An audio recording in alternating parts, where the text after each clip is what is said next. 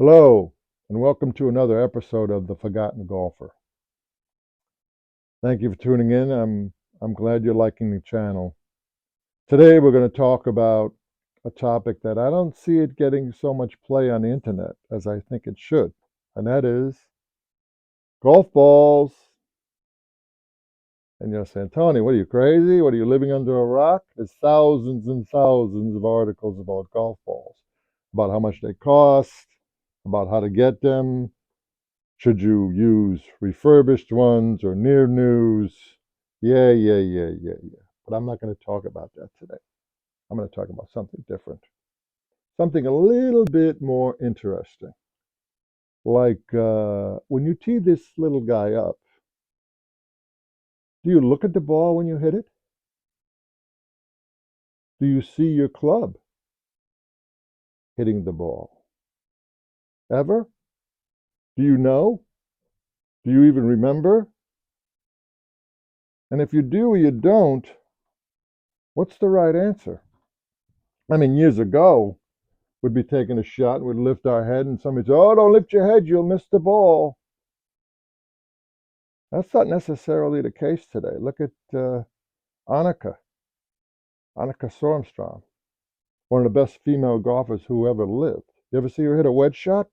She's coming into impact and her head is way out of there. She hits the ball fine. She always has. Well, she can do it. And what about Jordan Spieth, who he's looking at the hole when he's lining up a putt, and he looks back at the hole, and then he strikes the putt, and he doesn't even watch his putter hit the ball. What's that about? Why is he doing that? Should you do that? Should I do that? I bet you a lot of people tried it after they saw him do it. Well, today we're going to talk about why people do it and what the real story is. I mean, I even heard the other day, I was watching a broadcast, and I believe it was Corey Pavin was talking to an announcer, and he's buddies with Ben Crenshaw, one of the best putters who ever played the game. And he went up to him and he asked him, he said, "Ben, where do you look at the ball when you putt it? Do you look at the back of the ball, the top of the ball? Where do you look at the ball?" And Crenshaw answered, "I don't even look at the ball when I putt." "You don't? What do you look at?" "I actually look at the blade of my putter going back and through." Now, he doesn't even want to look at the ball. And he's one of the best putters who ever lived. So in today's episode, I'm going to go over some things, and maybe you could think about whether you should be looking at the ball or not. Okay? So bear with me. We'll be back in a minute.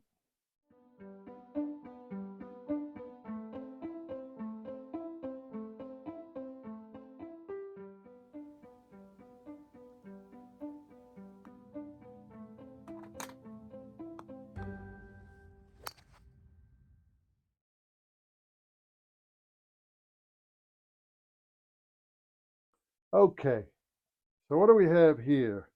Well, we have a ball that I've drawn a magic marker line on to help us with the alignment of our putt.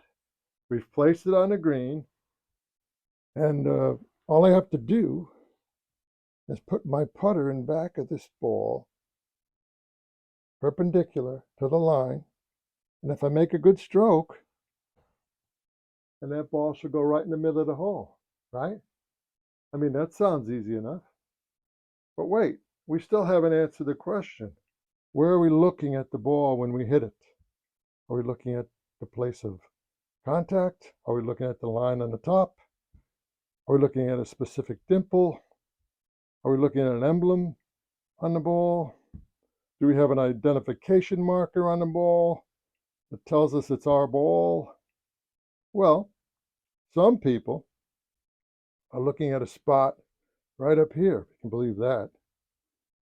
Why do they do that? Because if they look up here after they get lined up and they make their stroke toward that spot and forget about the ball, they think they're going to make a better stroke because now they're just concentrating on the stroke and they're letting the ball get in the way of it.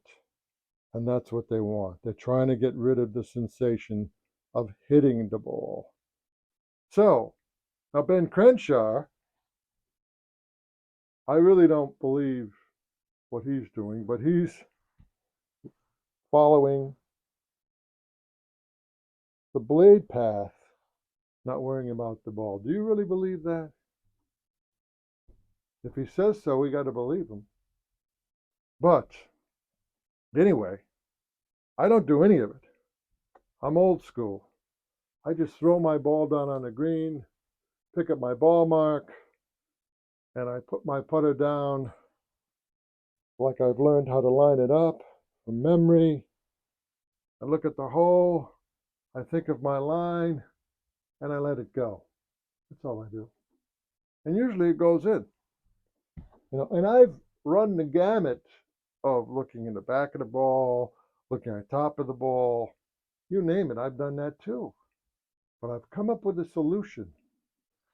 And you know what the answer is for me and possibly for you?